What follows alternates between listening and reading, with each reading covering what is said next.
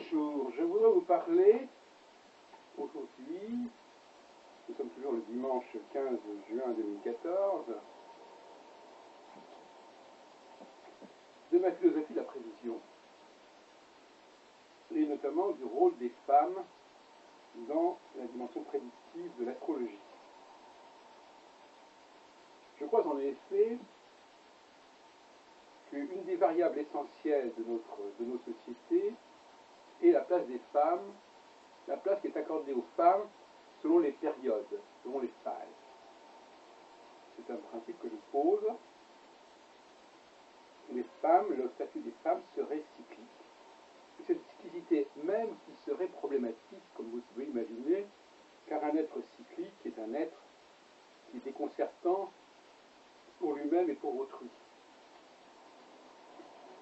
Et donc, selon l'humeur des femmes, selon le statut qui leur est conféré, et qui dépend d'ailleurs de cette humeur, eh bien, le fonctionnement des sociétés va varier.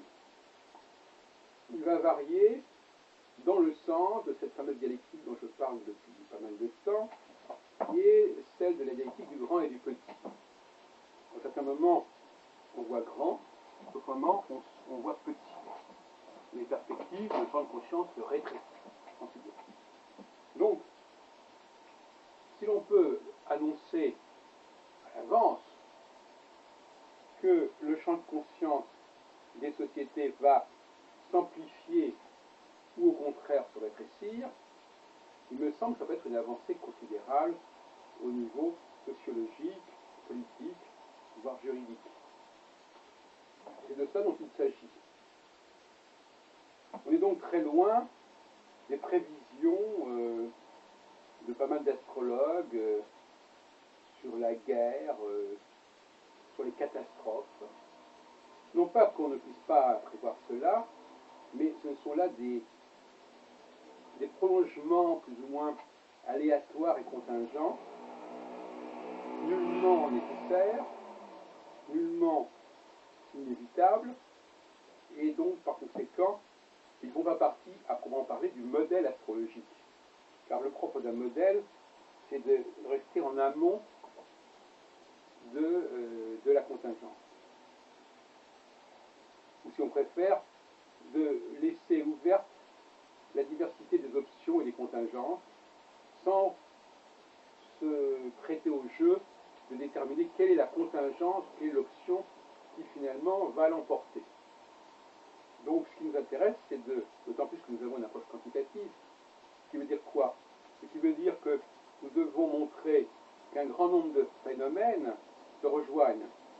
Et c'est évident que ce n'est pas au niveau de la contingence qu'ils vont se rejoindre. Parce que la contingence, elle diversifie par la force des choses. Ils vont se rejoindre au niveau du mouvement, au niveau de l'impulsion, au niveau de l'élan.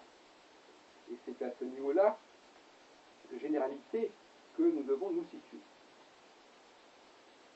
Alors nous avons une échéance qui se présente bientôt, mais pas immédiatement, qui est le nouveau passage de Saturne sur Antares.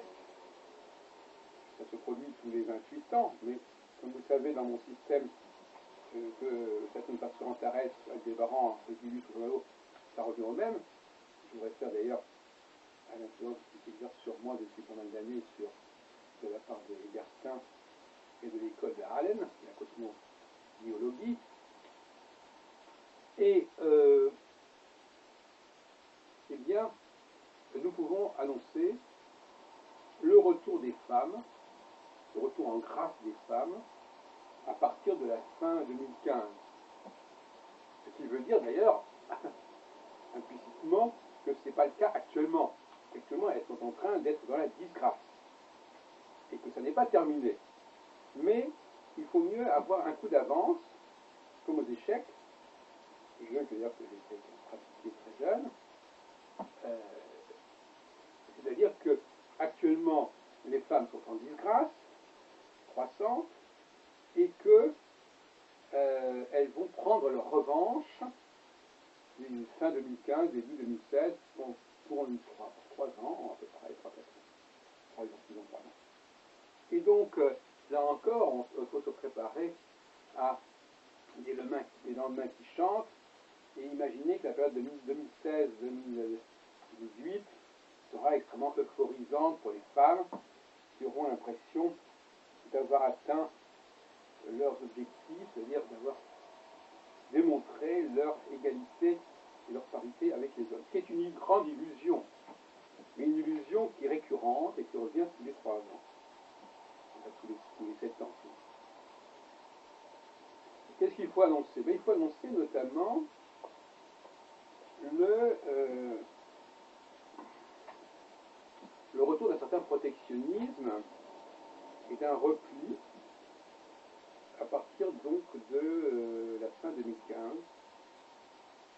Je pense notamment à Angela Merkel, comme vous savez, est une femme qui semble effectivement en pointe actuellement, mais à mon avis c'est une impression, c'est une illusion.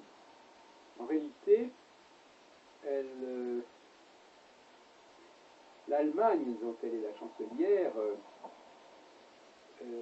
est en difficulté, non pas au niveau financier, sur le plan direct et économique, mais au niveau de sa relation avec les autres membres. Et je ne crois pas que ça va s'arranger, parce que l'Allemagne va être obligée, malgré tout, de partager. De solidariser davantage, faute de quoi elle se prépare à de grandes difficultés. Mais ça, c'est dans l'immédiat. En revanche, à partir de 2016, disons, je pense que l'Allemagne va jouer une carte beaucoup plus personnelle. Et si Mme Merkel est toujours au pouvoir, on verra son véritable visage, qui est celui d'une Allemagne dominatrice et qui se développe en grande partie aux dépens de ses voisins et qui exporte son chômage à l'étranger, notamment au sein de l'Union européenne. Donc, on ne peut pas annoncer véritablement que Mme Merkel va tomber avant la fin de 2015, mais ce qui est clair, c'est que sa cote va, elle, si elle ne prend pas le bon profil, ce qui est quand même difficile parce qu'on ne peut pas demander aux gens d'être complètement différents de ce qu'ils sont, si elle ne prend pas le bon profil, eh bien, elle sera en grande difficulté. Et jusqu'où ça peut aller, ça c'est une question contingente, mais les risques sont d'un isolement de l'Allemagne, ou en tout cas d'un changement de politique de l'Allemagne qui pourrait ne pas être accepté par Mme Merkel, qui la pourrait obliger de quitter le pouvoir. Mais peut-être qu'elle se pliera aux exigences, on verra. En tout cas, il y aura une tension, c'est certain, même si ça ne prend pas des proportions exorbitantes. Quant à Mme Taubira, j'entendais ce matin à la France Culture, certains dire que ça a été une erreur du gouvernement de maintenir Mme Taubira au ministère de la Justice lorsqu'il y a eu le remaniement ministériel de début d'année. Il est clair que là encore, et on pourrait donner d'autres exemples, là encore les femmes sont mal parties, mais ça va changer, bien sûr, il va y avoir un renversement d'ici la fin 2015, comme je disais. Et puis il y a le cas de Marine Le Pen aussi, qui effectivement est triomphante au niveau alors justement, c'est ça qui est intéressant, elle a un discours protectionniste qui a séduit 25% des votants, mais en réalité, comme il y avait la moitié qui ne votait pas, disons, je ne sais pas, 15%, mais en fait, elle est complètement en décalage, et elle représente justement un élément qu'on a tendance à pouvoir évacuer. Les problèmes qu'elle a avec son père, d'ailleurs, sont assez significatifs d'un certain trouble au sein du Front National, qui est la réaction qu'elle a eue par rapport aux propos de Jean-Marie Le Pen n'est pas faite pour arranger les choses. Et donc là aussi, je crois qu'il va y avoir de grosses difficultés, d'une manière ou d'une autre, ou en tout cas de sérieux compromis à accepter de sa part. ce dont il n'est pas certain qu'elle soit en mesure de le faire. Donc, résumons-nous, n'est-ce pas, une disparition ou un nivellement, une présence de moins en moins marquée du discours féminin, qui est un discours qui est caractérisé par justement cette idée de rapetissement des perspectives, n'est-ce pas? C'est-à-dire on regarde les choses pas plus loin que le bout de son nez, on voit les choses d'un certain point de vue, sous un certain angle, sans regarder les choses plus globalement. Ça, c'est typiquement féminin.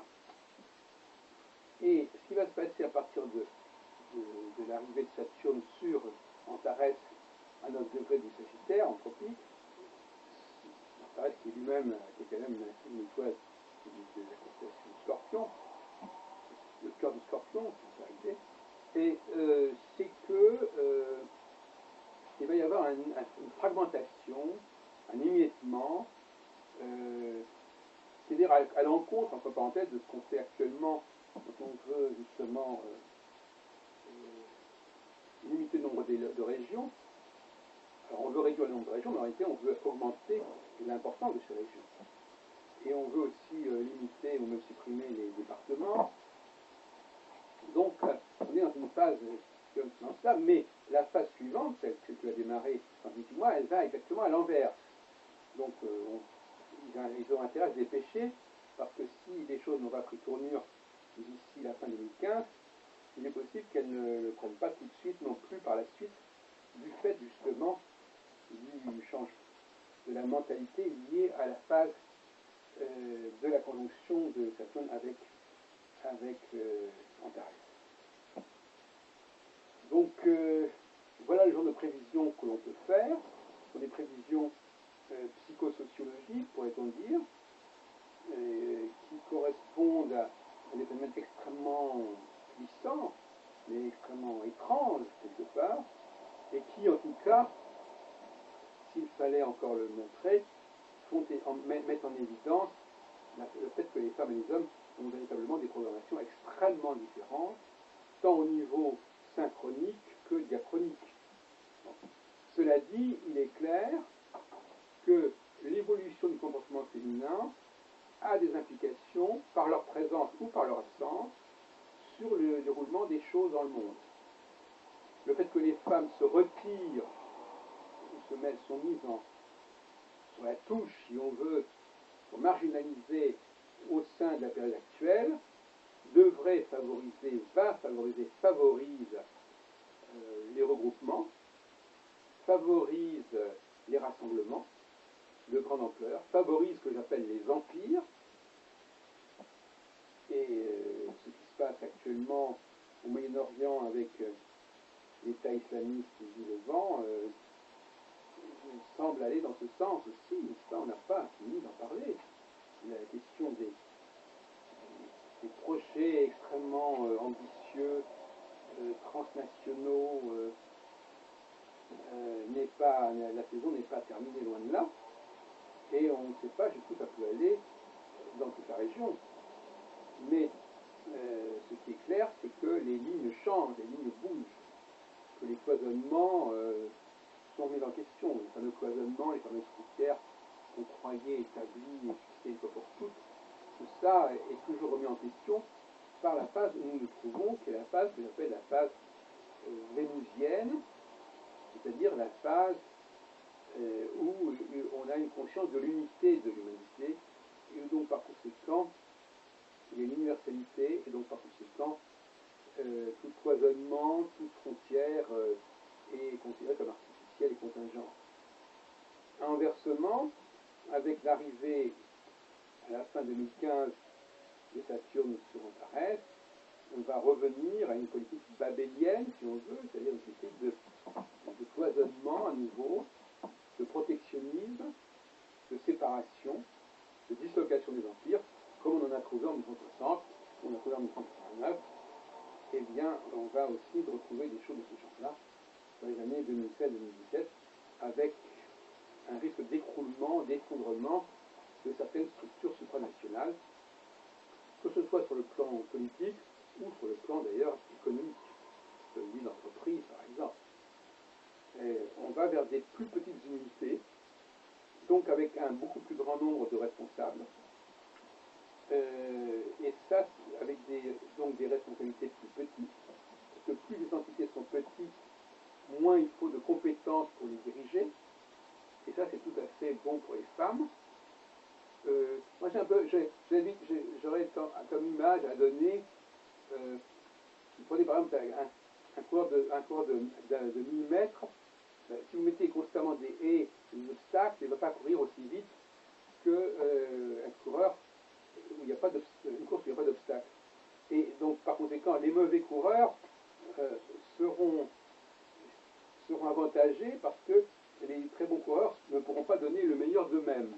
C'est exactement ça la phase conjonctionnelle, ou la phase disjonctionnelle, c'est-à-dire que c'est une phase où il y a tellement d'obstacles de toutes sortes, tellement de cloisonnements, tellement de clivages, que il y a un nivellement par le bas qui se fait et que personne ne peut vraiment donner le meilleur de lui-même. Et donc, ça limite les ambitions, ça limite les possibilités d'action et ça permet une certaine forme d'égalité des chances, égalité des possibilités, qui donc ne peut que favoriser les femmes. On est dans une sorte de taylorisation à grande échelle. Alors que lorsque les obstacles sautent, lorsque les frontières sont relatives, deviennent de plus en plus virtuelles, mais à ce moment-là, vous avez des personnages de grande envergure qui, eux, vont pouvoir enfin montrer ce qu'ils savent faire. Et c'est là que les femmes sont totalement distancées, pour employer cette expression liée à la course. Donc les femmes sont distancées, sont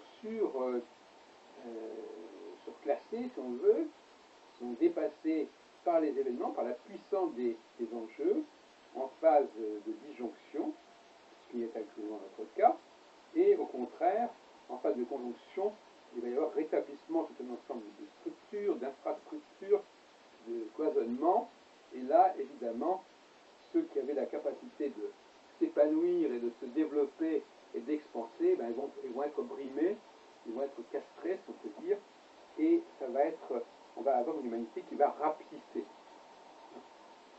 Une humanité qui va vers le lilliputisme et non pas vers le gulliverisme.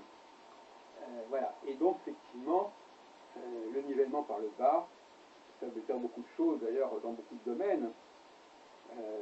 C'est aussi le fait que des valeurs qui étaient liées aux classes inférieures l'emportent. Je pense notamment sur le plan culinaire, j'en ai déjà parlé plusieurs fois, et c'est assez significatif.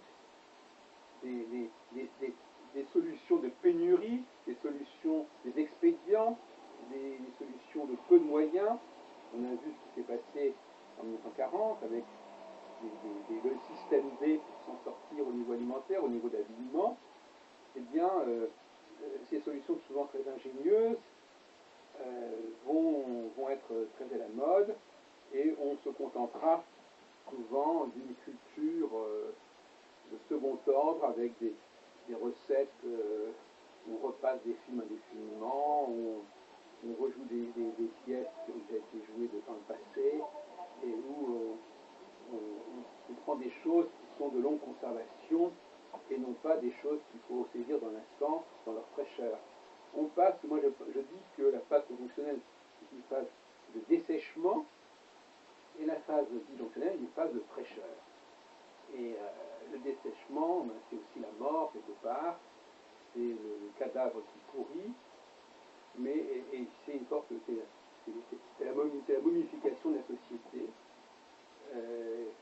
Une humanité qui ne peut plus voler de ses propres ailes, qui est plaquée sur le sol et où personne ne peut s'envoler.